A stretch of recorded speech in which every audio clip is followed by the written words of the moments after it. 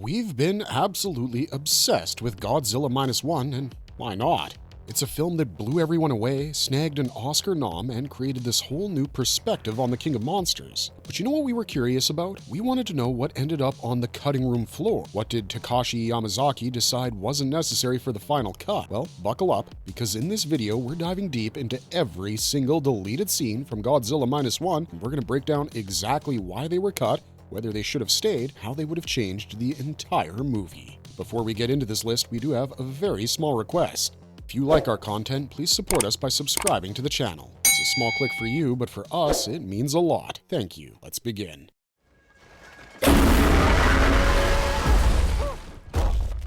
The Oto Island Young Godzilla scene, the major deleted pickup shot. Alright, so let's start with the big one that everybody talks about, and honestly, this is the only confirmed major deleted scene from Godzilla Minus One. Director Takashi Yamazaki actually opened up about this in interviews after the film's release, and it's fascinating because it tells us so much about the creative process behind the movie. Picture this. The film is essentially done and in post-production, wrapping up, when Yamazaki, this absolute creative genius who not only directed but also supervised all the visual effects, suddenly gets an idea. He's thinking about expanding the Oto Island sequence at the beginning of the film, specifically creating a scene that would showcase a younger, less powerful version of Godzilla before he gets hit with the radiation from the nuclear tests. This scene would have shown Godzilla in his more primitive territorial form, the version that existed before he became this godlike creature of absolute destruction. The concept here is really compelling if you think about it. This young Godzilla would have exhibited regenerative properties even in his pre-radiation form. He would have been smaller, faster, and way more agile than the atomic-powered monster we see terrorizing Japan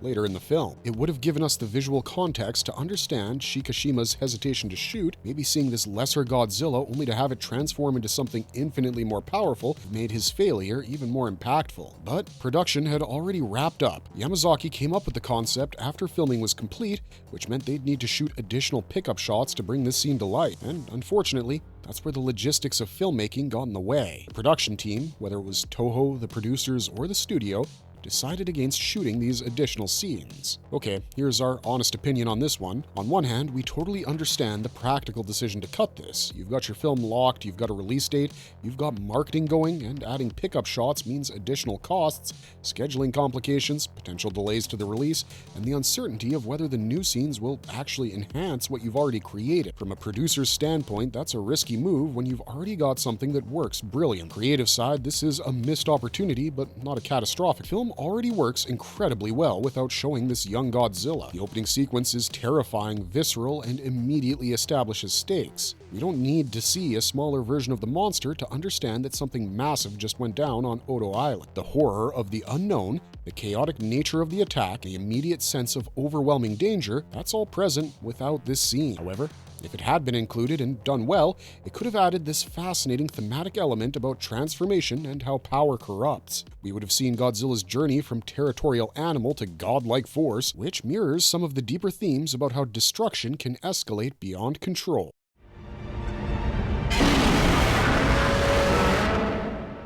The Oto Island Villagers and Sacrifice Legend, the unexplained backstory. So this one's a bit different from a traditional deleted scene, but it's worth discussing because it relates to cut content and world building that didn't make it into the film in explicit terms. In Godzilla Minus One, there's a throwaway line. One of the mechanics mentions that he'd heard about Godzilla from villagers on Oto Island. The filmmakers reference this urban legend about sacrifices being offered to Godzilla, which is a direct callback to the original 1954 Godzilla film. Now, when asked if there was a deleted scene showing these villagers or explaining the backstory in detail, Yamazaki confirmed that no, there wasn't a specific deleted scene depicting this. Instead, it was always meant to be implied world building, something that spread through word of mouth and urban legend rather than being explicitly shown. The fact that Yamazaki felt the need to clarify this in interviews suggests that audiences were wondering about it, which means it's conceptually cut from the final presentation. Think about what could have been shown. Imagine a scene of survivors from Oto Island recounting stories to other Japanese citizens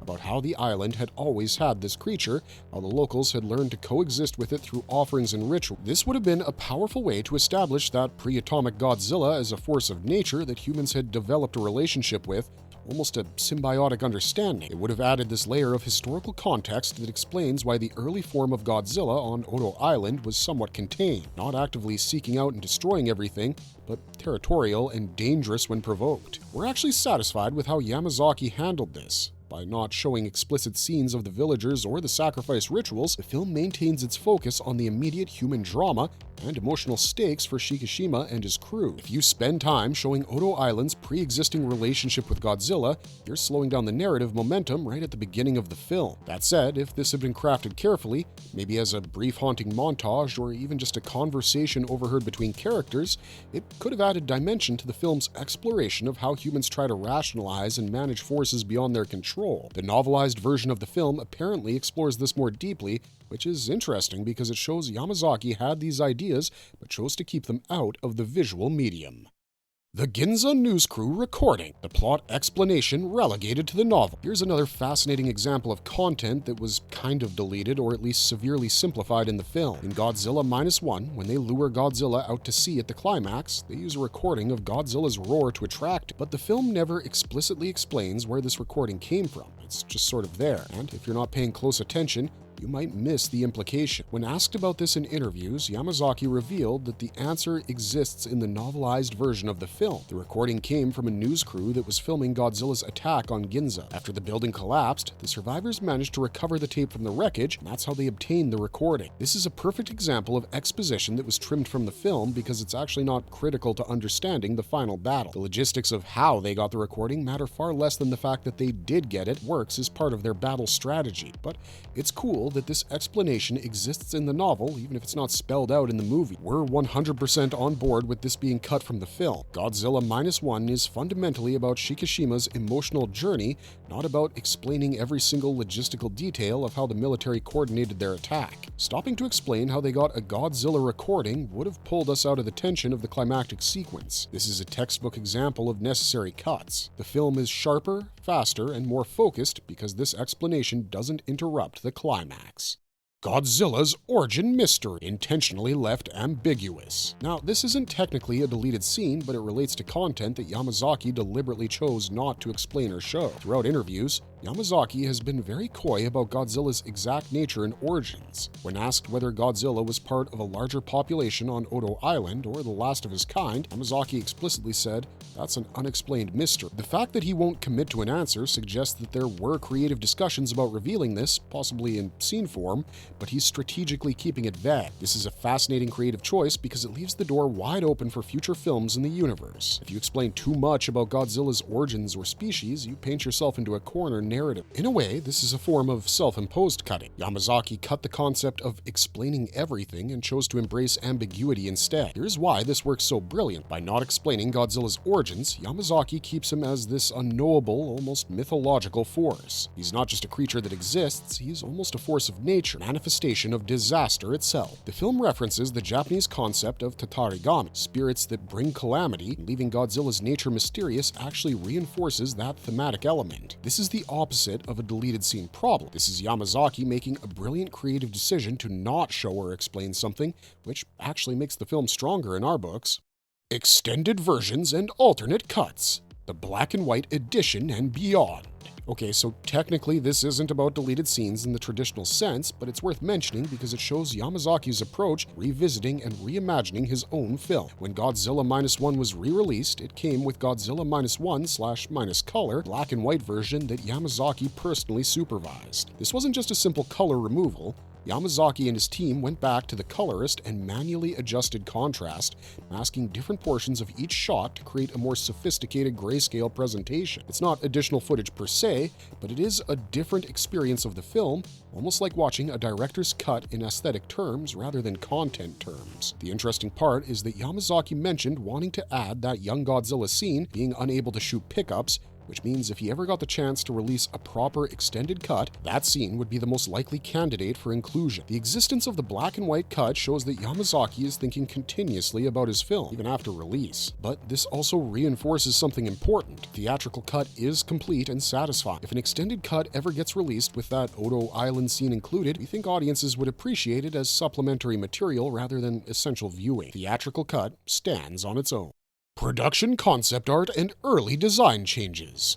what Godzilla almost looked like. Early concept art for Godzilla -1 shows several radically different designs for the monster himself. Some concept designs had Godzilla looking more like a traditional dinosaur with an extended jaw, twisted and grotesque features, with horn-like protrusions from his cheekbones. Other designs showed him as more bulky and armor-plated, almost like a living tank. These design iterations eventually narrowed down to the version we see in the final film, sleeker, more organic, with that distinctive canine-like face. The point here is that these design iterations represent concepts that were deleted during pre-production. They were explored but ultimately abandoned in favor of the more refined, simple design that Yamazaki settled on. What we love about this is that you can see Yamazaki's design philosophy evolve. The earlier, more grotesque designs might have made Godzilla look less sympathetic or more purely monstrous. The final design maintains Godzilla's terrifying nature while giving him an almost tragic quality. Those eyes, that posture, it's design that serves story and theme. Concept art that was deleted or abandoned represents explorations that didn't serve the final vision as well. Sometimes the simplest, most refined version is the strongest.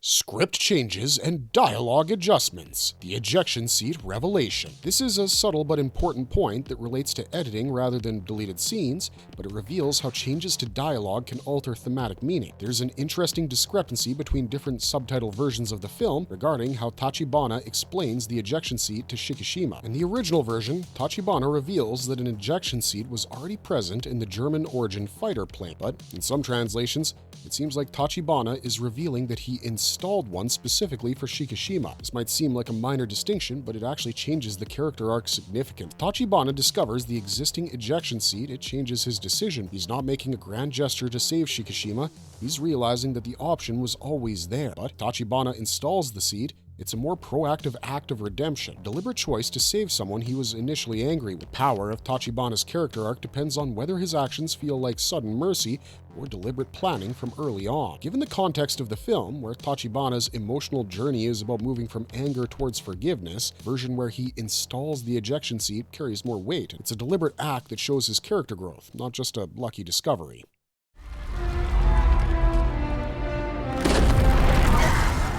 The extended Blu-ray features. Behind-the-scenes material. When Godzilla -1 released on 4K Ultra HD Blu-ray with the Deluxe Collector's Edition, it came with extensive bonus features on a separate disc, including the making of the film, making of the VFX, special behind-the-scenes programs, event footage, and talks by Yamazaki. While these aren't deleted scenes, they offer insight into the production and likely contain footage or discussions about what was considered and ultimately cut from the final film. The fact that there's 85 to 90 minutes of bonus content suggests there's a lot more to learn about Yamazaki's creative process.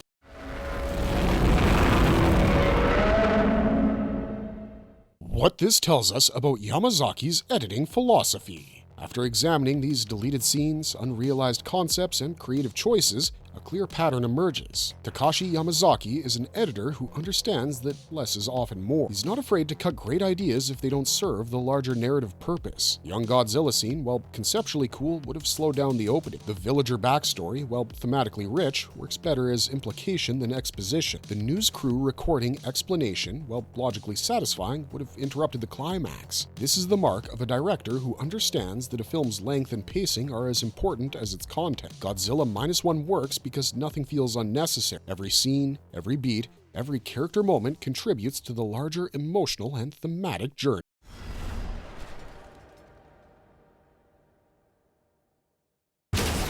Marvelous verdict.